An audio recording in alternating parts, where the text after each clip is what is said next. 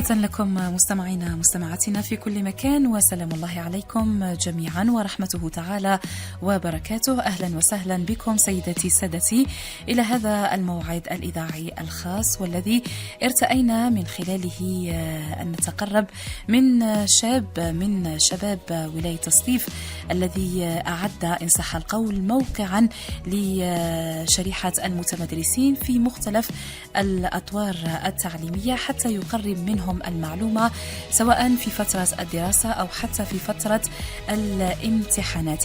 الشاب وسيم حلاسة هو ابن منطقة بير العرش، أستاذ التعليم المتوسط مادة الفيزياء بمتوسطة لغوق عبد الحميد، وطالب دكتوراه اختصاص اتصالات رقمية. اليوم أعزائي المستمعين يشرفنا كثير حضور الأستاذ وسيم حلاسة معنا حتى يعني يعرفنا بهذا الموقع، وأكيد هذا الموقع أو هذه المنصة هكذا أستاذ هذه المنصة نعم استقطبت العديد من الآباء والأمهات وأيضا الأساتذة والمتمدرسين يعني على اختلاف مستواهم الدراسي، ويكون الاستقطاب خاصة في فترة الامتحانات. ويعني لاحظنا أنه في فترة الامتحانات يكون إقبال كبير على وسائل التواصل الاجتماعي خاصة منها الفيسبوك، ونشوفوا أنه ناس بزاف ينصحوا بعضهم على هذه المنصة، منصة دروسكم. اليوم أعزائي المستمعين حبينا يعني نتعرفوا على هذه المنصة، كيفاش ندخلوا لها وشنو يستفادوا منها وكيف يعني تم يعني إنشاء هذه المنصة. ولا للإجابة على هذه الأسئلة وأخرى دعوني أرحب بالأستاذ وسيم حلاسة. أستاذ وسيم مرحبا بك معنا. مرحبا بك الأخت، مرحبا بكل مستمعي إذاعة سطيف. نوجه لهم التحية، والتحية الأولى لإذاعة سطيف اللي رحبت بنا واللي لقينا فيها القناة الإذاعية الأولى اللي كانت مدخل لنا باه ننشروا هذه الفكرة تاع منصة دروسكم. نعم، يلا أستاذ وسيم حدثنا أكثر على هذا الموقع، على هذه المنصة. البدايات احنا منذ قليل تكلمنا قلنا أنه البدايات كانت في نهاية 2016 وكانت تقتصر فقط على مجموعة من توجيهات في مادة الفيزياء هكذا. نعم. يلا تفضل. منصة دروسكم كانت الفكرة الأولى هي قناة تعليمية على اليوتيوب، وين دوكا الآن أصبحت تلاقي رواج كبير. في البداية كان تقليل القنوات التعليمية هنا في الجزائر، على العكس وين نشوفوها مثلا في البلدان المجاورة راهم متقدمين شوي من هذه الناحية. احنا ارتأيت بحكم اختصاصي وبحكم نحب نطلع على ما يوجد في الخارج خاصة في المجال التعليمي. ارتأيت أني نسجل فيديوهات تعليمية موجهة للتلاميذ توعي ولعامة التلاميذ، وين كانت المنصة تاع اليوتيوب مفتوحة للجميع. بديت نسجل فيديوهات الدروس في مادة الفيزياء، شرح دروس، تمارين محلولة، أي إشكال نلقاه عند التلميذ تاعي في القسم بحكم ذوك التجربة تاعي في القسم. شحال عندك في التعليم أستاذ وسيم؟ هنا عندي تقريبا 6 سنوات في التعليم. 6 سنوات نعم. وبدأت الفكرة تتبلور على أساس موقع في بداية 2017. فتحت أنا وشاب مطور اللي نشكره وراه في ديار الغربة، فتحنا سيت انترنت، فتحنا موقع إلكتروني. كان الموقع هذا يقتصر على الفيديوهات اللي نحطهم أنا، وين زدت وسعت الفيديوهات حتى المواد لغات. نعم، اللغات فيما يخص اللغة الإنجليزية، تركيب مقاطع صوتية، تعاون الأساتذة وتعاون التلاميذ، وين أيضا بعض دروس الرياضيات أيضا اللي سجلهم معايا أستاذ من بير العرش، وكذا الفيزياء كذا الفرنسية. ومريت حتى الابتدائي وين درت نصوص مقروءة باه تساعد التلاميذ على التحضير الجيد في المنزل، وكذا تساعد الأولياء وكذا الأساتذة في القسم. وبقات الفكرة هذه تتبلور حسب الحاجة إلى أن وصلنا للفكرة منصة على ما هي الحال، منصة دروسكم من الآن. نعم، هل تشوف أنه كاين إقبال يعني من طرف المتتبعين إن صح القول؟ هل تم بعض الإحصاءات اللي درتوها باش تشوفوا إلى أي مدى هناك تجاوب من طرف المواطنين إن صح القول وإقبالهم على هذه المنصة؟ أكيد ما يخفاش عليك الأخت أنه أصبحت مواقع التواصل الاجتماعي وأصبح اليوتيوب وكذا الفيسبوك يشغل حيز كبير من حياة التلاميذ، من حكاية الأولياء، وين أصبح يأخذ وقت كبير جدا من وقتهم. وعلى العكس من ذلك نلقاو المنتوج اللي موش داخل في الاطار التعليمي قليل بزاف، ونلوموا احنا الاولاد علاه بني انا يدخل اليوتيوب ما يتفرج ليش حاجه تعليميه، ولا علاه بني مثلا تلتيه المواقع التواصل الاجتماعي على دراسته، وفي المقابل ما كانش اصلا منتوج في هذا السياق وين يكون منتوج تعليمي للتلميذ في داخل منصات التواصل الاجتماعي. حتى نرفع الحرج على هذا النقطه. دوك احنا باه نجبدوا التلميذ هذا ولا نجبدوا الولي ولا نجبدوا نقول له انا ما تدخلش مواقع التواصل الاجتماعي، محال. على العكس من ذلك نوفر له انا منتوج علمي، نوفر له انا مقاطع فيديو تعليميه راح تتيح الفرصه للتلميذ باه يمكن في بعض الاحيان يرفه على نفسه، نلقى روح يسقطوا للدراسه، واذا احتاج التلميذ راح يلقى هذا المنتوج العلمي باه سواء يدعم دروسه اللي كان يتلقاها في القسم والله يحضر الامتحانات، واذا فاتوا اي شيء راح يلقاه متاح ليه، يعني يلقاه بين يديه في اي وقت. نعم، نتكلموا على المراحل الاولى اللي بديت بها هذه الفكره. بديتوا في على موقع اليوتيوب هكذا؟ نعم، بدينا على اليوتيوب. كنت نسجل فيديوهات تعليميه في مادة الفيزياء. في مادة الفيزياء أكيد، في مادة الاختصاص تاعي. كنت وحدك ولا كاينين أساتذة اللي يعاونوك؟ في البداية كنت وحدي، وطرحت الفكرة على مجموعة من الأساتذة، وين بعض الأساتذة كان الإقبال يمكن قبلوا بالفكرة، لكن وقت التطبيق كان شوية صعيبة تحكم أستاذ وتخصص لك يعني فترة من نعم. تقريبا 3 أساتذة هم اللي مشاو معنا في هذا السياق، مادة الرياضيات وحتى الفيزياء وحتى اللغة الفرنسية. وين بعدها وين الناس كي تلقى المنتوج العلمي هذا كاين، تلقى هذه الفكرة هذه كانت فكرة أصبحت واقع، وين الناس يقدروا يشوفوا فيديو، ثم وين بدأت تتسلل الفكرة هذه وتقنع أساتذة آخرين ينضموا لنا المنصة، والله حتى كانوا أخذوا هما طريق مستقلة، ولا هما أنشأوا قنوات على اليوتيوب، وين ولاو يسجلوا فيديوهات. يعني أصبحت منافسة. هي يمكن تدخل من باب المنافسة ولا تدخل من باب التكامل أيضا. نعم. أنا ماذا بيا نلقى 10 أساتذة يسجلوا في مادة الفيزياء، أنا تساعدني كأستاذ وتساعد التلميذ كمتلقي. تلميذ يمكن يلقى عند الأستاذ وسيم حلاسة حاجة، ويزيد يروح يلقى عند الأستاذ الآخر حاجة أخرى، إضافات. نعم. إضافات. تخيلي الأخت هذا الوقت اللي التلميذ وين يقدر يهز التليفون بورتابل تاعو بين يديه ويتفرج دروس تاع أستاذه، ويزيد يروح يدعمها بفيديوهات أخرى، وهكذا. شوف التحصيل العلمي وين يرتقي المستوى أعلى وأحسن، وين تكون جودة التعليم تصل به لدرجات كبيرة من. نعم، احنا فصلنا أنه كاين شقين يعني في هذا الجانب هذا. قلنا أنه كاين دروس وكاين أسئلة ربما مع الإجابة متبوعة بالإجابات، ربما كاين حتى نماذج لبعض الاختبارات أو الامتحانات تكون بين يدي المتلقي، سواء الأساتذة الآباء والأمهات أو حتى المتمدرسين. أكيد. وهنا هذه هي اللي كانت المرحلة الثانية من هذا المشروع، بعد ما كانت مجرد موقع إلكتروني، حيناها احنا وطورناها الى منصه وين التلميذ يقدر يدخل لهذا المنصه، يفتح ان كونت باسمه، يولي عنده حساب خاص، يقدر الولي يطلع على وشن هي المواد اللي يشوفهم ابنه.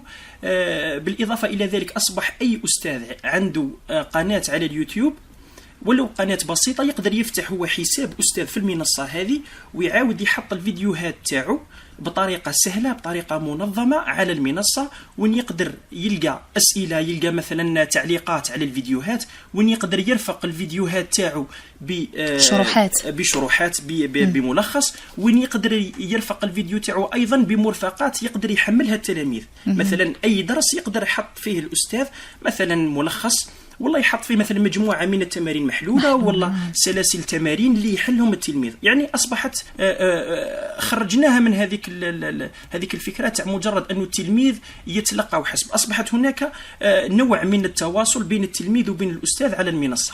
نعم، يعني ممكن منتوج يطرحه أستاذ معين، يعني حتى ممكن تلميذ ولا الأستاذ ولا المتلقي هذه المادة ما يعرفش شكون اللي راه حاط هذه، ممكن ربما يعرف الاسم ولكن ما يعرفش الشخص، يقدر يستفاد منه، يقدر يبعث له أسئلة، مثلا يبعث له بعض الانشغالات، بعض الأشياء الاستفهامات اللي راهي عندها علاقة بالموضوع المطروح، وراح يكون تجاوب من طرف الأستاذ راح يجاوب على هذه الأسئلة ويوضح له الصورة أكثر. أكيد. هنا في هذا الباب خلينا الحرية للأستاذ، يمكن الأستاذ أنه يحط بطاقة معلومات كاملة حول سيرته الذاتية في الموقع، كما يمكن أنه يبقى هذا الشق مختزل في مجرد الاسم واللقب مع المنتوج العلمي تاعو. هنا القوه تاع المنصه انه هذه المنصه هي منصه مفتوحه لكل الجزائريين. يعني نعم. في الخطوه الحاليه، بحيث عندنا اساتذه مفتوحه امام اللي يدعم بمنتوج معين، مش اللي يستفاد. نعم. سواء اللي يستفاد، اكيد اللي يستفاد راهي منصه عالميه. نعم. يعني اي انسان يدخل ليها من اي مكان في العالم. لكن اللي يدعم حتى يمكن اي استاذ من اي مكان يفتح حساب هنا في منصه دروسكم، يقدر يحط المنتوج العلمي تاعو هنا. المنصه على واش ارتكزت على المنظومه التربويه الجزائريه. هنا ندخلوا لباب اخر في المنصه على عكس اليوتيوب اذا كان التلميذ حب يحوس على درس، ما لقاش درس، محتاج تمرين، يروح يحوس عليه. يمكن التمرين هذا ما يكونش مرتب، ما يعرفش اي درس راهو تابع. يمكن يشوف مثلا جزء من درس وما يلقاش الدرس الذي يليه. يمكن يشوف درس موش تابع المنظومه الجزائريه وين يكون خارج البرنامج تاعو. في المنصه نظمنا كل الدروس، يعني بحيث الأستاذ إذا حب يحط درس يلقى روحه يعاود ينظم الدرس هذا، بحيث التلميذ إذا حب يشوف الدرس محتاج درس في الرياضيات للسنة الرابعة متوسط، سهل أنه يوصل للدرس هذا، يروح يخير المتوسط، يمر بعده اختيار المادة الرياضيات، بعدها يلقى الأستاذ ويشوف الدروس، والدروس تكون منظمة حسب البرنامج. احنا هذه القوة اللي وين يمكن تتميز على اليوتيوب راهي منصة وين التلميذ يقدر يلقى فيديو تعليمي، على الجانب الأيمن تاع المنصة تاع اليوتيوب إذا تلاحظوا يلقى اختيارات أخرى يمكن خارج إطار المدرسي اللي تعاون التلميذ. احنا خليناها منصة آمنة، منصة موجهة للتعليم، وين الولي مسترح 100% على المحتوى اللي راح يكون في هذه المنصة، راح يكون تعليمي 100%، إضافة إلى ذلك أنه يكون تابع للبرنامج اللي راح يقراه الابن تاعه ولا اللي راح يتبعه الابن تاعه. نعم أستاذ وسيم، يعني باش نسهلوا المهمة إن صح التعبير أمام كل شرائح المجتمع، نبدأ بالأساتذة. يعني الأساتذة اللي راهم يسمعوا فينا الآن ربما عندهم فكرة على هذه المنصة، ولكن ما على بالهمش كيفاش يلتحقوا بها، كيفاش يحطوا المادة تاعهم، كيفاش يصوروا لي فيديو ويحطوهم باش يستفاد منهم يعني كل شرائح المجتمع. تفضل.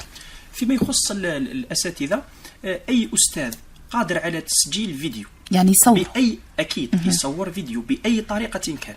هنا كاين تقنيات، كاين أستاذ اللي يحب يبسط الأمر على نفسه وحتى على المتلقي، لو فات اللي يكون عنده هاتف نقال، وكل كامل عندنا هاتف نقال، الهواتف الذكية. نعم. أكيد هاتف ذكي، يحط أمامه مجرد ورقة تاع كتابة وين يكون محضر عليها الدرس، ويلتقط فيديو لهذه العملية. إذا يصور فيديو عادي. إذا هنا راهو أصبح عنده منتوج علمي.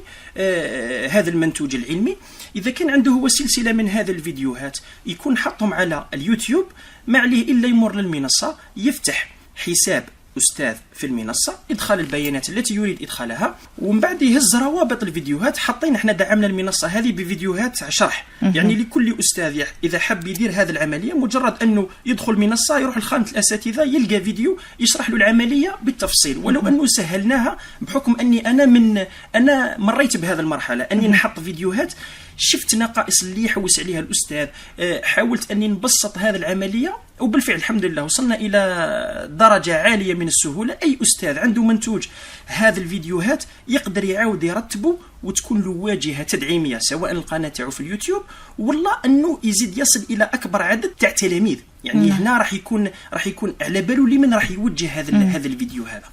هذا فيما يخص الأساتذة. بالنسبة للتسجيل، هل المدة الزمنية يعني مشروطة؟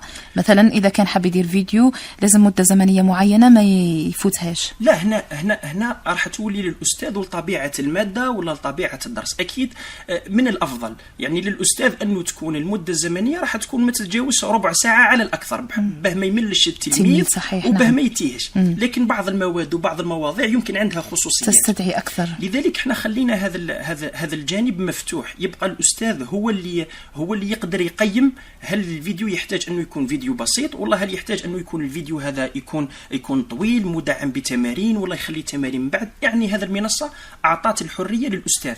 يبقى المتلقي هو اللي يقدر يحكم. أنا كي يدخل تلميذ يدخل مادة الرياضيات للسنة الرابعة متوسط، راح يلقى 4 أساتذة ولا 5.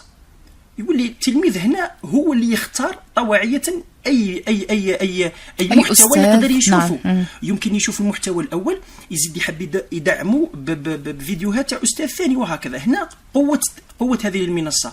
هنا حاولنا نركزوا المواد والاساتذه كلهم في مكانه بحيث تسهل عمليه البحث على التلميذ والولي، تسهل ايضا الاستاذ انه يصل الى اكبر عدد من التلاميذ ويكون واجهه مفتوحه لهم.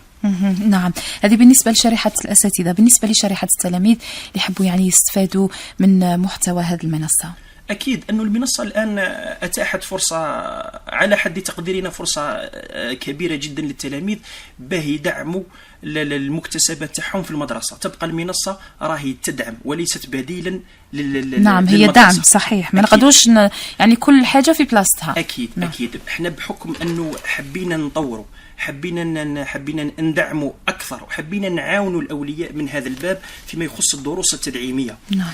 وفرنا هذا المنصة. التلميذ أو الولي ما عليه إلا أن يدخل يفتح حساب كأي موقع آخر في هذه المنصة، سهل، اسم، لقب، بريد إلكتروني، رقم هاتف الولي، ورقم سري، بحيث يصبح لكل تلميذ حسابه الخاص. الآن التلميذ محتاج أنه يشوف دروس الفيزياء للسنة الثانية متوسط، ما عليه إلا أن يتوجه للطور المتوسط الفيزياء ويختار الأستاذ.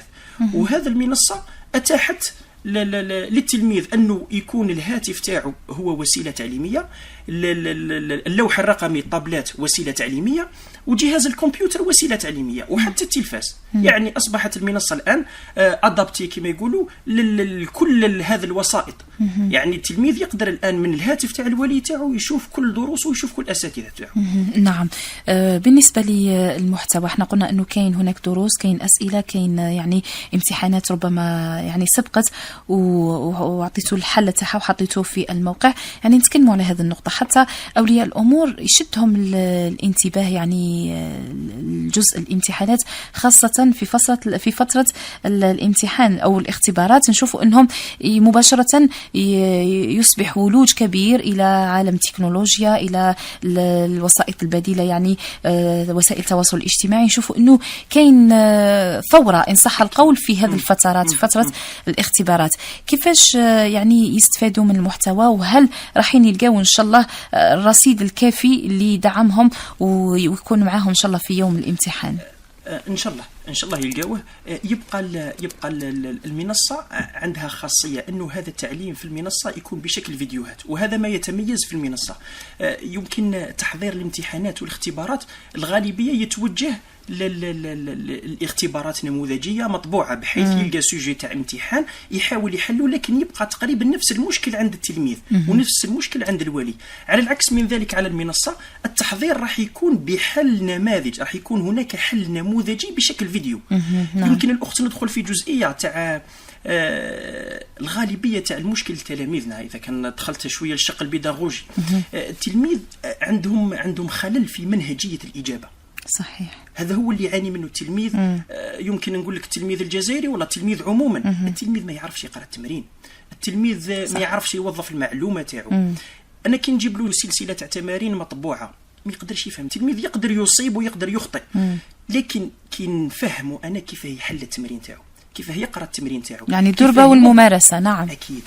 احنا ركزنا ليس على الحل لكن على منهجيه الحل، لانه نعرفوا تقريبا 90% من التلاميذ بالرغم اللي يحسبون على الفئه الضعيفه عندهم المعلومه الصحيحه، لكن ما عندهمش طريقه التوظيف، ما عندهمش طريقه القراءه السليمه. لكن كي يلقى الولي والله يلقى التلميذ حل نموذجي تاع مثلا امتحان ولا تاع فرض من عند استاذ، هاني كيف نقرا السوجي تاعي، هاني كيف نخمم، ها مجموعه الدروس اللي نستحضرهم، ها المنهجيه تاع الاجابه. نعم، هذه هي نقطه القوه في المنصه، ولا نقطه القوه تاع الفيديوهات، انه راح يكون هناك كم كبير كبير كبير كبير من النصائح. ربما في فيديو تاع 5 دقائق راح يلقى عدد كبير من النصائح وين يمكن تلقاها في القسم ومش فاش عليها، يمكن تلقاها في القسم وفاتته، يمكن تلقاها وما فهمهاش. على النقيض من ذلك في المنصة راهي متاح عليه 24 ساعة على 24 ساعة، إضافة أن الدخول مجاني في أي وقت غير مشروط. حاولنا نحن نوفر كل هذا الخصائص في منصه دروسكم. نعم، احنا تكلمنا استاذ وسيم حلاسه على انه المحتوى تاع هذه المنصه ان صح القول يغطي كل مراحل التعليم، يعني من الابتدائي للمتوسط وكذلك للثانوي. ممكن تفصيل اكثر في هذه النقطه؟ هو المنصه في حد ذاتها بهذا الشكل ولا بهذا المحتوى بهذا الطريقه مازالت. احنا حطينا كل الادوار، حطينا كل السنوات، حطينا كل المواد. الان نفتح المنصه للاستاذ هذا يمكن راهم زملاء ليا راهم بداو يعملوا بيحطوا محتوى. يمكن عندنا استاذ من تيارت اللي راهو يحط في محتوى تاع رياضيات، عندنا استاذ من العاصمه اللي راهو يحط في المحتوى تاع اللغه الفرنسيه. اذا هذا المنصه راهي منصه تشاركيه. لحد الان مازلنا ما غطيناش كل المواد بكل الادوار بكل السنوات، لكن كل شيء جاهز. يبقى المساهمه من عند الاستاذ، سواء اساتذه هنا سطيف وماذا بنا، سواء على المستوى الوطني. دوكا اي استاذ يقدر من بيته، من غرفه نومه، من مكتبه، يحط اي محتوى تعليمي في هذه المنصه. يعني احنا وجدنا ارضيه اللي هي منصه دروسكم، فتحت الباب على مصراعيها باه تنظم هذه المحتويات العلميه داخل منصه منظمه سهله الولوج، سهله الاستعمال لكل شرائح المجتمع. من هذا الباب ورانا نعملوا احنا الان باتصالاتنا مع الاساتذه، سواء الزملاء ولا حتى الاساتذه على مستوى ولايه سطيف هنا، باه نعاودوا نغطيوا بقيه المستويات. والحمد لله لقينا قابليه، لكن يبقى هذا العمل محتاج دعم من عند الأساتذة وكذا من عند الأولياء ومن عند التلاميذ. نعم، يعني أستاذ وسيم نشوف أنه من بين إيجابيات هذه المنصة العلمية إن صح القول أنه تقرب الأساتذة من بعضهم البعض، وأيضا كل ما تنوعت المصادر للمعلومة كل ما يعني إن صح القول تعممت الفائدة، يعني تكون الفائدة عامة. يعني إذا كان أنا نقرأ عند أستاذ في مثلا فيزياء في متوسطة معينة، عند أستاذ واحد لمادة الفيزياء، إذا كان دخلت لهذا الموقع هذا ولا لهذه المنصة راح نلقى أكثر من أستاذ في نفس المادة، وكل أستاذ ربما يكمل الأستاذ الآخر. يعني ممكن معلومة الأستاذ هذه يمر عليها مرور الكرام ما يفصل ليش فيها، الأستاذ الآخر يأخذها بعين الاعتبار ويفصل لي فيها أكثر، وتكون يعني كما قلت الفائدة عامة. والله يا الأخت خاصة من هذا النقطة، أنا بحكم تجربتي في الميدان، يعني كنت أستاذ وين عملت في البادية ولا عملت في الريف، عملت في بلديات نائية، وكما عملت في الولاية. كاين أساتذة ما شاء الله تلقاهم في أماكن شوية معزولة. تخيلي هذا الأستاذ بالجودة اللي عنده بالكفاءة اللي عنده يوصل صوته للجزائر كاملة، عوض أن يكون حبيس الأسوار المؤسسة ولا 40 تلميذ اللي عنده. تخيل يكون كل تلاميذ الجزائر تاعو جالسة عنده وكلها تسمع، كلها ما تستفيد. كلها تستفيد من أستاذ وين يعمل، يمكن يعمل في بلدية نائية. على العكس من ذلك كاين بعض التلاميذ أستاذة تشوفيهم عندهم قدرات وعندهم طاقات، وتلقاهم في البادية مساكن بحكم الظروف المعيشية، والله يمكن بحكم أنه مش متاحة لهم كما مثلا متاحة في مكان وين يقدر ينوع بين الأساتذة بالدروس وما إلى ذلك. أتخيلي توضع أنت بين يديه منصة ولا تطبيق على الهاتف تاع الولي تاعو، وهو في المكان المعزول هذاك عنده 10 أساتذة يعملوا معه، عنده 10 أساتذة يفهموا فيه. احنا انطلقنا من هذه الفكرة أنه حابين نوصلوا صوت الأستاذ إلى أكبر مدى، وحابين نجيبوا أكبر عدد من الأستاذ لنفس التلميذ هذا وهو في أي مكان في الجزائر. يعني في أي مكان راهو التلميذ هذا يقدر يدرس بنفس الجودة اللي يدرس بها وين واحد في العاصمة وين واحد في عاصمة الولاية وما إلى ذلك. احنا من هذا الباب أسسنا هذا المنصة. نعم، يعني دروسكم هي مدرسة متنقلة إن صح القول، هي مؤسسة تربوية يقدر يقصدها التلميذ أو ولي أمر التلميذ أو حتى الأستاذ في أي وقت وفي أي مكان. يعني المهم هو احنا عندنا هدف واحد، هو أنه يستفادوا فقط. كما قال الأستاذ وسيم أنه بإمكان تلميذ في منطقة نائية ما يقدرش يتنقل، ما يقدرش يعني ينوع مصادر المعلومة، هو في البيت تاعو أمام الهاتف أو أمام اللوحة الذكية تاعو مباشرة بعد الدخول لهذا الموقع أو لهذه المنصة دروسكم راح تتنوع عليه المصادر الخاصة بالمعلومة، راح يستفاد، راح ربما حتى بعض الأسئلة اللي يطرحها الزملاء والتلاميذ يعني ياخذ عليها فكرة. دخل في شق التعليقات. يعني احنا حطينا هذا باب التفاعل في المنصة، أنه أي مقطع فيديو ولا أي درس في أسفله يمكن التلميذ من انطلاقا من حسابه. على هذه اسسنا احنا المبدا فتح حساب باه التلميذ يقدر يطرح اسئله، عنده انشغالات، عنده ملاحظات. ربما حتى عندنا اساتذه هما بعد يتبعوا معنا في فيديوهات الدروس، يمكن عنده تعليق على الفيديو، يمكن عنده ملاحظه، يمكن يحب يكمل، يمكن حب خلينا باب التفاعل مفتوح في المنصه بحيث اي شخص له حساب يستطيع طرح الاسئله، يستطيع تحميل الملفات، يستطيع انه يخلق هذاك الحوار البناء داخل المنصة التعليمية. نعم أستاذ وسيم، نقطة فقط للتوضيح. بالنسبة للتلميذ مثلا دخل الدرس معين في مادة الرياضيات أو كان يبحث على معلومات في درس معين في مادة معينة، بعد ما استفاد من هذا المحتوى اللي قام بإطلال عليه، عنده مجموعة من الأسئلة، أكيد عنده يعني فرصة أنه يطرح الأسئلة تاعو بكل أريحية وعنده كل الحرية. من يجيب على أسئلة هذا التلميذ؟ هل الأستاذ اللي دار هذاك المقطع ولا أساتذة آخرين هم اللي راحين يتكفلوا بالإجابة على هذه الانشغالات؟ احنا بما أنه المنصة شاملة يعني فيها حسابات تاع أساتذة، يعني أي أستاذ يقدر يفتح حساب يصبح وكأنه عضو فعال في هذه المؤسسة الرقمية، يعني له الحرية على أن يجيب. أيضا الأسئلة تاع التلاميذ أو التعليقات تروح للأدمن اللي هو أنا في هذا المنصة، المسير تاع هذه المنصة. نقدر نعاود نوجه أنا الأسئلة للأساتذة اللي داروا هذا الأساتذة المختصين اللي حطوا هذا المحتوى، لأنه أكيد راح يكون هو أدرى بمحتواه من أي كان. يعني من هذا الباب يمكن يستفاد التلميذ والله ولي التلميذ من التفاعل في المنصة. يعني شوفوا أنه كاين جنود خفاء وراء هذه المنصة. أكيد هذا المشروع وهذا المنصة يعني العمل الفعلي عليها أنا قلت لك راهو كان من سنة 2017 حتى بداية هذا السنة تاع 2020.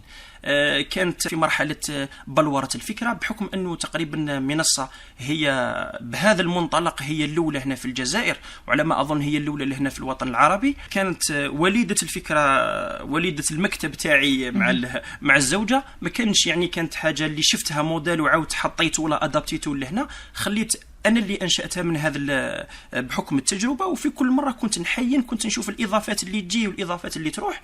حاولت أني نوصل لهذا لو كونسيبت والله هذا النموذج اللي إن شاء الله راح يكون في خدمة التلميذ الجزائري وحتى التلميذ العربي. نعم أستاذ وسيم، فقط بالنسبة للأساتذة اللي عندهم قنوات على اليوتيوب، احنا نشوفوا أنه كاينين أساتذة ويقدموا مجموعة من الشروحات، يعني هل بإمكانه أنه يحمل هذا الفيديو يعني الأشياء المصورة والدروس المصورة مباشرة ينقلهم إلى دروسكم؟ أكيد احنا عندنا هذا هو مبدأ العمل، أنه يعني مش بالضرورة أنه يعاود يدير تسجيل واحد آخر. لا بالعكس، احنا خلينا أنه اعتمدنا على قنوات اليوتيوب وخلينا منصة دروسكم كواجهة ثانية مدعمة. احنا مازلنا ما وصلناش لهذيك القدرة وين يكون عندك سيرفر اللي يكون فيه تحميل كل الفيديوهات على السيرفر الخاص بالموقع، بحكم تقنيا شوي معقدة وماديا شوية مكلفة. احنا خلينا المرحلة الأولى أنه الأستاذ بنسهلوا العملية على الأستاذ وعلينا احنا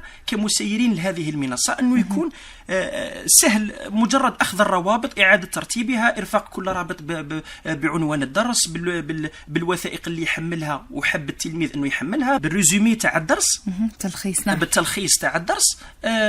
هذه هي الإضافات اللي درتهم المنصة المحتوى العلمي تاع الأستاذ.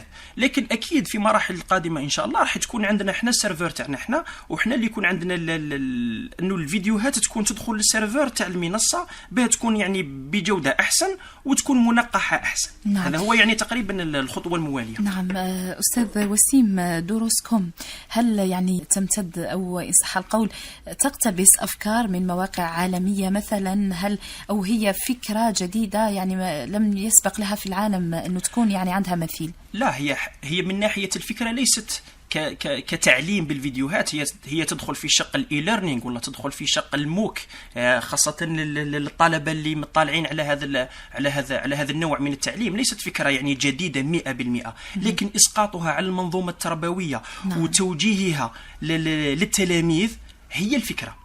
أنا بحكم أنه أنا أصلا الفكرة هذه، أنا كطالب الدكتوراه دخلت المنصات التعليمية في 2010، وين هذاك وين بدأت المنصات التعليمية الأمريكية. جامعات عريقة في العالم فتحت منصات تعليم بالفيديوهات لكنها موجهة لعموم الناس. أنا اقتبست الفكرة، انا بحكم اني كنت نحاول نطور من المعارف تاعي في شهاده الدكتوراه، اسقطت الفكره على المنظومه التربويه. وعلاش ما تكونش عندنا احنا منصه للمنظومه التربويه الجزائريه وبعدها تعمم على كل المنظومات التربويه. انا الان اصبحت المنصه جاهزه على ان تفتح مصراعي على كل منظومه تربويه. لذلك اللي يدخل منصه تاع دروسكم يمكن الان راهي مقتصره على الجزائر، انا الان استطيع ان اضيف المنظومه التربويه تاع تونس، تاع مصر، تاع يعني نفتحها للعالم اكل. انا خليت الفكره في الجزائريه للتلميذ الجزائري الأولوية، ومن بعد على حسب التطورات يمكن فتح المنصة أنها تفتح على الشق العالمي. نعم، إذن ربما الناس اللي يسمعوا فينا الآن يحبوا يأخذوا أكبر قدر ممكن على هذه المنصة، منصة دروسكم. كيف يتم الولوج إلى هذه المنصة؟ هل روحوا لجوجل مثلا، ولا روحوا اليوتيوب، ولا يعني ما هي الوجهة الأولى اللي يقصدها الباحث على هذه المنصة؟ للدخول إلى منصة دروسكم خطوة بسيطة سهلة، توجه إلى أي متصفح إنترنت، سواء جوجل كروم، سواء موزيلا فايرفوكس، يعني يروح لأي متصفح، يروح لجوجل يكتب دروسكم باللغة العربية ولا يكتبها دروسكم باللغة الفرنسية، DOROUSCOM، دروسكم. يعني بمجرد أنه يدخل هذه الكلمات المفتاحية على محرك البحث جوجل راح يلقى قناة دروسكم على اليوتيوب، ويلقى منصة دروسكم اللي هي موقع على الانترنت. بمجرد الضغط عليها يتوجه لخانة التسجيل والدخول، ويملأ البيانات الشخصية تاعو من أجل فتح حساب، ويدخل في المنصة ويبحر في المنصة التعليمية دروسكم. نعم. وهل كل مكان مثلا جديد يعني المتلقي مثلا يكون عنده إشعار مثلا باللي كاين جديد، كاين دروس جديدة مثلا، كاين محتويات جديدة؟ هي المنصة قيد التطوير وقيد البلورة، قيد البلورة. يمكن هذا الشق خليناه المنصة جانب تقني، وخلينا هذه الإشعارات راح تكون على مواقعنا على التواصل الاجتماعي، على الفيسبوك وعلى اليوتيوب. أي إضافة جديدة، أي درس، أي أستاذ ينضم إلى المنصة راح نسينيالي المتتبعين أنه هناك الجديد في المنصة. وأكيد أن التلاميذ بحكم الحمد لله احنا لقينا إقبال كبير فوق المتصور للمنصة، بحكم أنه لمسنا احنا حاجة التلميذ وحاجة الولي وفتحنا هذا الحل لهم. لقينا انه التلميذ اصبحت الوجهه تاعو انه يحوس على درس، يحب يحضر درس، ما فهمش درس، اكيد يروح المنصه منظمه، يروح المنصه وين يسهل عليه ايجاد هذا التمرين ولا ايجاد هذا الدرس ولا الدرس الذي يليه. وحبينا نخرجوا ايضا الاخت من الدراسه الا في الامتحانات. احنا خلينا هذه سلسله الدروس على حساب البرنامج، بين التلميذ يلقى وكأنه الأستاذ مرافق ليه طول العام في البيت. في البيت. نعم. ربما كاين أسئلة ما يقدرش أو فاتوا الفرصة أنه يسألها للأستاذ، يلقى الأستاذ البديل على منصة دروسكم، عدة أساتذة. نعم. وهم رايحين إن شاء الله يزودوه بالمعلومة اللي كان يبحث عليها واللي ما قدرش يلقى لها يعني إجابة. أستاذ وسيم، هل لديك إضافة؟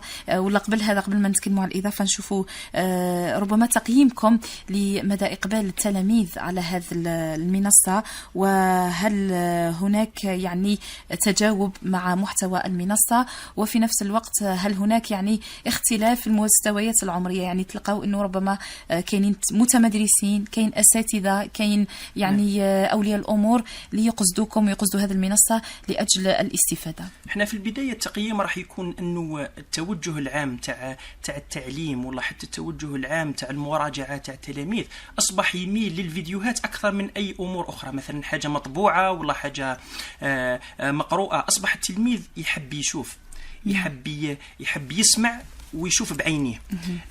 هذا هو التقييم الاولي، انه هذا الجانب اصبح له الرياده في الاقبال. بعد ذلك المنصه قلت لك بهذا الفكره وبهذا الترتيب بهذه السهوله اختصرت شق كبير بزاف على التلاميذ وكذا على الأولياء، لأنه دائما نتكلم عن الأولياء بحكم أنه أصبح يمكن الولي يدرس أكثر. نعم صحيح. من التلميذ. حتى هناك من الأولياء من قال خليوني نروح ندير الامتحان في بلاصة الابن تاعي. في المؤسسة مرات يجيك الولي يطرح عليك أسئلة من بعد تتعجب تقول هو اللي كان يحضر معايا ولا ابنه، بحكم أنه أصبح شغل ملم. شاغل. نعم. خاصة للأمهات هي دراسة الأبناء. عليها ولا الإقبال تاع الأولياء لهذا النوع من التعليم، بحكم أنه تطورت المناهج، تعقدت يمكن مقارنة بوش كانت من قبل. أصبح الوالي وكذا التلميذ حب على الجديد، حب يتعلم، حب يتطور به، يساعد ابنه ولا حتى التلميذ به يقرأ. كي توجهوا أنت المنصة زين هذه، راك ما نقولوا احنا مثلا باللغه كادريتو، راك وجهته، اطرته للمكان الصحيح. ويمكن الاخت اغفلت نقطه سهوا، خاصه المتمدرسين الاحرار. عفوا، ليس المتمدرسين الاحرار ولكن مترشحين ربما الأحرار. نعم الأحرار. تخيل انه او حتى اللي تكونوا عن بعد استاذ وسيم. نعم. من هذا الباب كي نقولوا الاحرار يعني هذا التكوين عن بعد. تخيلي انه ما عنديش 3 ايام اتصلت بي اخت في رقم الهاتف، قالت لي انني نتبع في دروسكم ونتبع في الدراسه تاع وليدي على حساب الصوت ها كانت من الجنوب.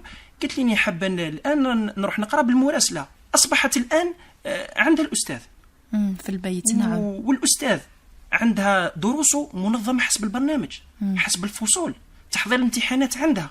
وشنو هو المانع الآن أنه المترشح الحر هذا، سواء اللي زاول الدراسة تاعو وانقطع ولا حتى كان الانقطاع تاعو كان منذ سنين عديدة، الآن أصبحت مصادر المعلومة بين يديه. يقدر يدخل يقرأ اللغة العربية ولا اللغة الفرنسية، اللغة الإنجليزية، يقدر يقرأ الرياضيات، كلها مرتبة حسب المنهاج وحسب المقرر السنوي تاعو.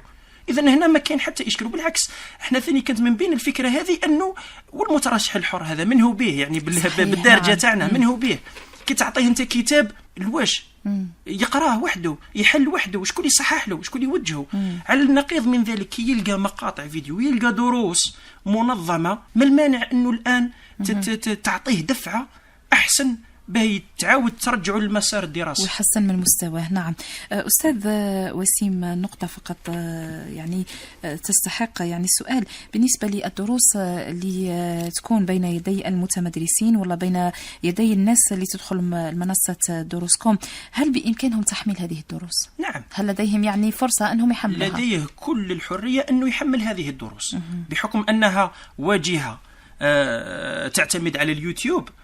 طريقة تحميله للدرس من اليوتيوب هي نفسها طريقة تحميله من هذه المنصة. حتى نطمئن ثاني بعض الأساتذة، هذه المنصة هذه راح يبقى العمل تاع الأستاذ، يعني راهو جهد الأستاذ لن تنسب إلى المنصة بحكم أنها تابعة للأستاذ، هي تحت إشراف فقط، تحت إشراف. نعم. المنصة هذه احنا خلينا منصة دروسكم وكأنها همزة وصل بين الأستاذ الناشط على منصات التواصل الاجتماعي وبين التلميذ هذا اللي يمكن أن نحطه بين قوسين تائه في التحصيل العلمي تاعو الإضافي. نعم.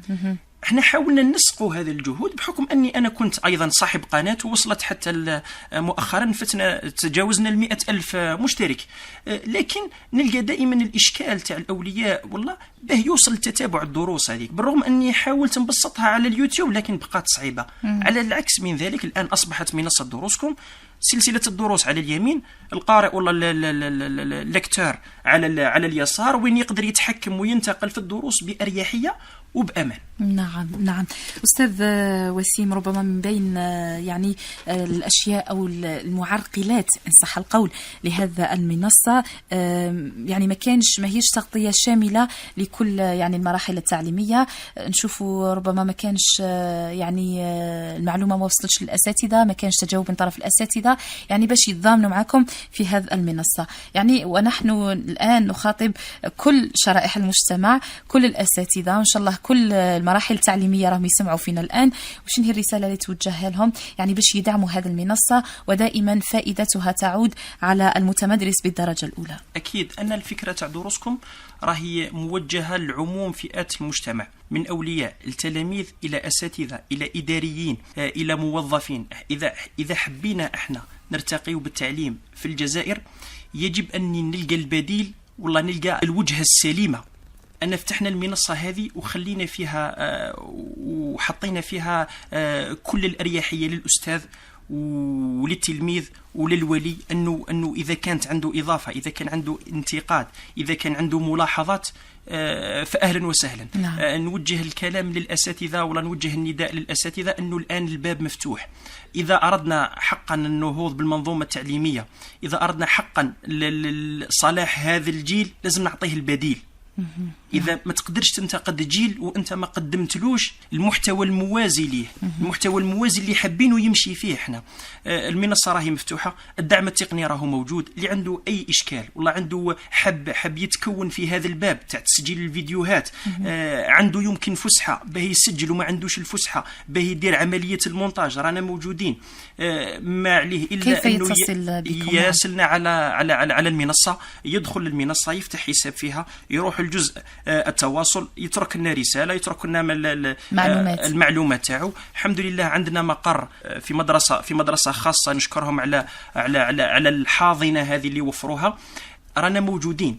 بالنسبة للأساتذة الدعم التقني والدعم المعرفي راهو موجود. بالنسبة للتلاميذ الآن بين أيديكم أبناء التلاميذ منصة اللي تساعدك في التعليم، اللي تخفف على والديك بعض الأعباء. ونظن أنه هذا الشق شق كبير وأصبح هم وأصبح حمل ثقيل على الأولياء. صحيح. هذا الدعم المدرسي اللي توجهوا ليه الآن كل شيء متاح وكل شيء مجاني وبطريقة آمنة. بالنسبة للأولياء أنه هذا المنصة تعتبر كغطاء من الناحية التدعيمية للتلاميذ، وأيضا أنه الولي أصبح يشوف ابنه قاعد معاه ويقرأ، مش بالضرورة يسهر للسبعة تاع الليل وهو في البلاد ويجي في الظلمة ولا مديه وجايبه، ولا على العكس من ذلك. التلميذ الآن أصبح أمام المكتب ويدرس، وين العكس يمكن تخلق جو عائلي وين الأم تقدر تقرأ مع وليدها على شاشة التلفاز، يقدر يتفرج في هذا المحتوى العلمي. نعم. ويتناقشوا فيه. وهذا بالفعل ما وجدته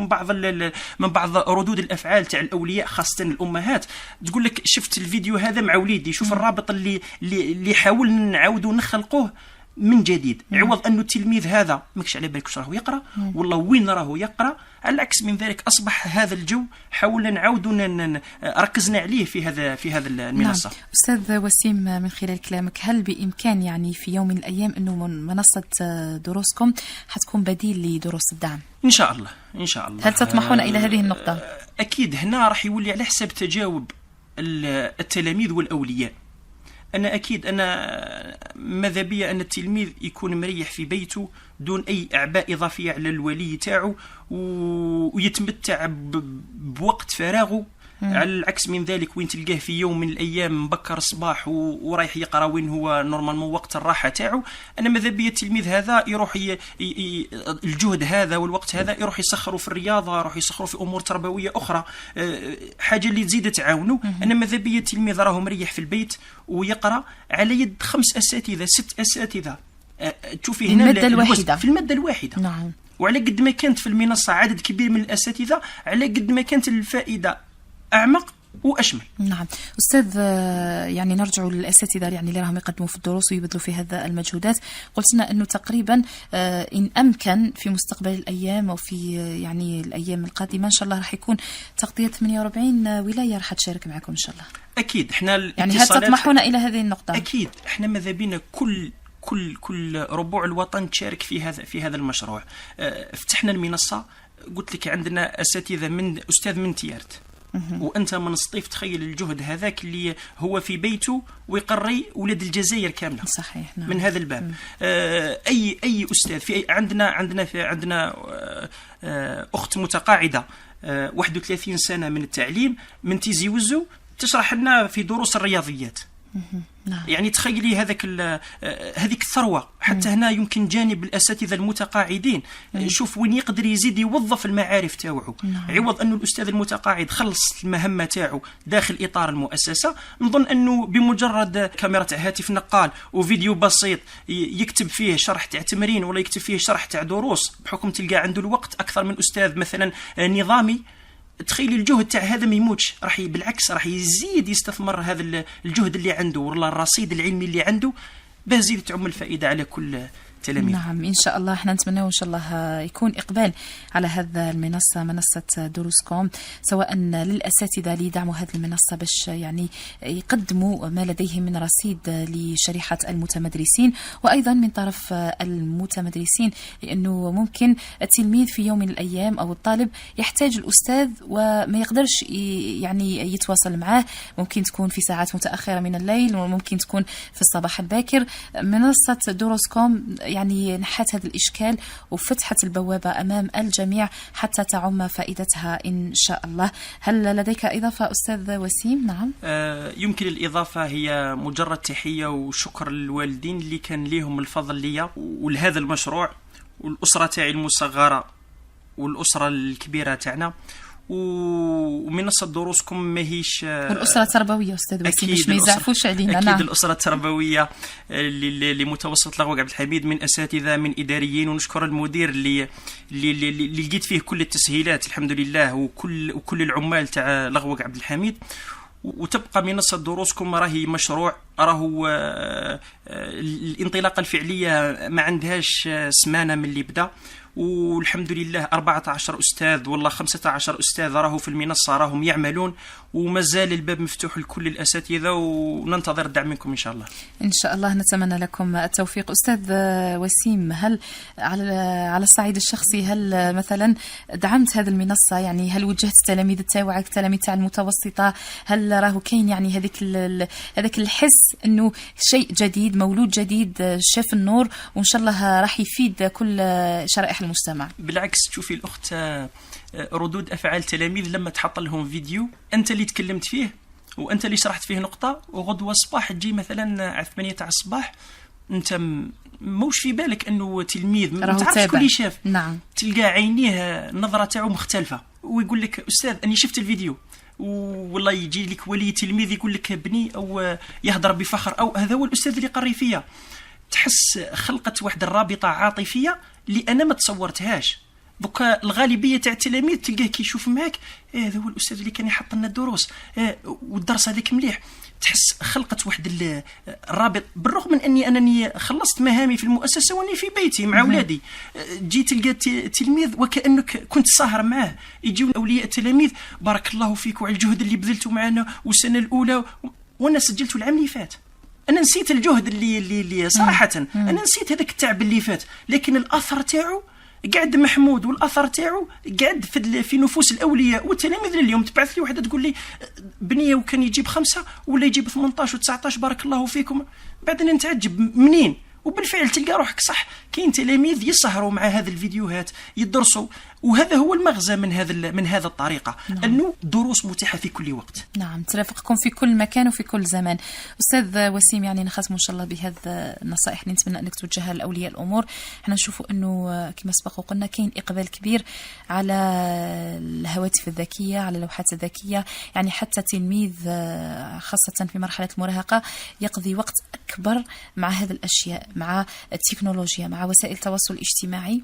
يعني من هذا المنبر ومن هذه البوابة منصة دروسكم، يعني هل تشوف أنه لازم نحملوا هذه التطبيقات ونساعدوا أبنائنا أنهم يمشيوا في المنحى الإيجابي لا في المنحى السلبي؟ يعني حتى التلميذ هو تستهويه أو يستهويه الهاتف الذكي، من الأحسن أنه يستهويه في المنحى الإيجابي، يعني كي يهز التليفون ويقعد معه فترة زمنية كبيرة، ماذا بينا تكون الشهية مفتوحة والوجهة للدروس للدراسة للتعليم. تفضل. أكيد أنه خاصة في هذا الوقت يمكن أنه دائما نلقيو باللوم على التلميذ والله على الابن، واللوم في الحق وعلينا احنا كولي والله كأستاذ والله كإداري والله كموظف.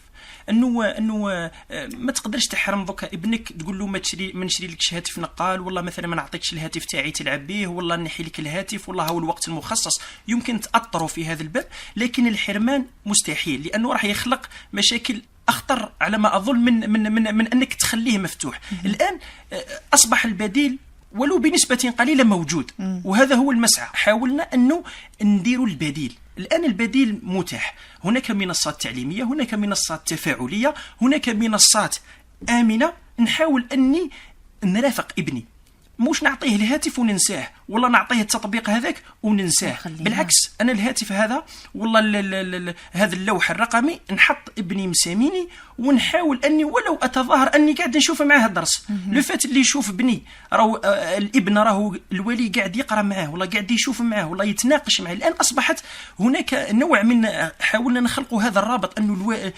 يتجمعوا حول المحتوى ويحاولوا يشوفوه مع بعض ويحاولوا يتناقشوا فيه ويحاولوا يدعموا أفكار بعضهم. هنا الابن نكسبه، وهنا هذه الوسيلة هذه اللي راني خايف منها بالعكس ولات رجعت بالفائدة عليا. هنا أنا ننصح الأولياء أنهم يرافقوا أولادهم، موش يعطيه برك وينساه، بالعكس نرافقوا. أو معايا عندي منصة تعليمية على سبيل المثال دروسكم، نروح نشوف معاه درس ولا اثنين، نتناقش معاه، نخليه يضيف تعليقات، نحاول ندخله في الجو تاع التفاعل العلمي هذا اللي يناقش فيه أمور علمية، مش بالضرورة نناقشوا إلا أمور هامشية هذه. خليه بالعكس أنا نرافقه من هذا الباب، ونظن أنه راح تكون بدعم الأساتذة وبدعم الأولياء إن شاء الله راح تكون بديل نجابهوا به على الأقل بعض المنتوج اللي ماناش حابين نوجهوا ليه ولادنا. نعم، يعطيك الصحة الأستاذ وسيم. وأكيد بما أنه هذه المنصة تشرف على المراحل التعليمية الثلاث من الابتدائي المتوسط وكذلك الثانوي، ربما كاين حتى بعض التلاميذ اللي عندهم فضول يتعرفوا على الأشياء اللي راهم يقراوها يعني أقرانهم مثلا، ولا التلاميذ اللي راهم أكثر منهم في المستوى. هذه البوابة راح تفتح لهم المجال وإن شاء الله تمحي لهم كل الغموض. احنا من هذا المنبر أستاذ وسيم حلاسة نتمنى انه يكون اقبال من طرف الاساتذه بالفيديو اللي يديروهم باش يدعموا هذه المنصه اكثر، ويكون اقبال من طرف اولياء الامور ومن طرف المتمدرسين على هذه المنصه لاجل الفائده. اذا يعطيك الصحه دكتور او الاستاذ وسيم حلاسه. انا قلت دكتور لانه مستقبلا ان شاء الله راح تكون دكتور. يعطيك الصحه. اذا كنت ضيف لهذا الموعد الخاص والذي ارتأينا ان نتكلم من خلاله على منصه دروسكم. اتمنى اعزائي المستمعين انه الرؤيه قد اتضحت على هذه البوابه، وأكيد التي تحمل كل الفائدة لمختلف المتمدرسين. دائما حديثنا على المراحل التعليمية الثلاث، الابتدائي المتوسط وكذلك الثانوي. شكر موصول للأستاذ وسيم حلاسة، أستاذ تعليم المتوسط مادة الفيزياء بمتوسطة لغوق عبد الحميد، طالب دكتوراه اختصاص اتصالات رقمية، وهو المشرف على منصة دروسكم. إذن أعزائي المستمعين نشكركم جميعا على كرم الإصغاء وطيب المتابعة. نختم بهذا النداء اللي قدمه الأستاذ وسيم حلاسة لكل شرائح المجتمع أنهم يديروا إن صح القول إطلالة على هذه المنصة، منصة دروسكم. نعود أستاذ فقط بالتفصيل كيفاش يدخلوا لها باش نسهلوا لهم المهمة. الطريقة سهلة وبسيطة، ما على الولي أو التلميذ إلا الدخول إلى محرك البحث جوجل، كتابة كلمة دروسكم باللغة العربية ولا باللغة الفرنسية. اللغة الفرنسية DOUSCOM. بعدها تظهر مجموعة من الاختيارات، يدخل إلى منصة دروسكم، توجه إلى زر التسجيل والدخول وفتح حساب ثم الإبحار في منصة دروسكم. نعم، يعطيك الصحة الأستاذ وسيم حلاسة. إذا نشكركم أنتم أعزائي المستمعين على كرم الإصغاء وطيب المتابعة. تقبلوا في ختام هذا اللقاء تحياتي نهلة بعيش، إلى اللقاء.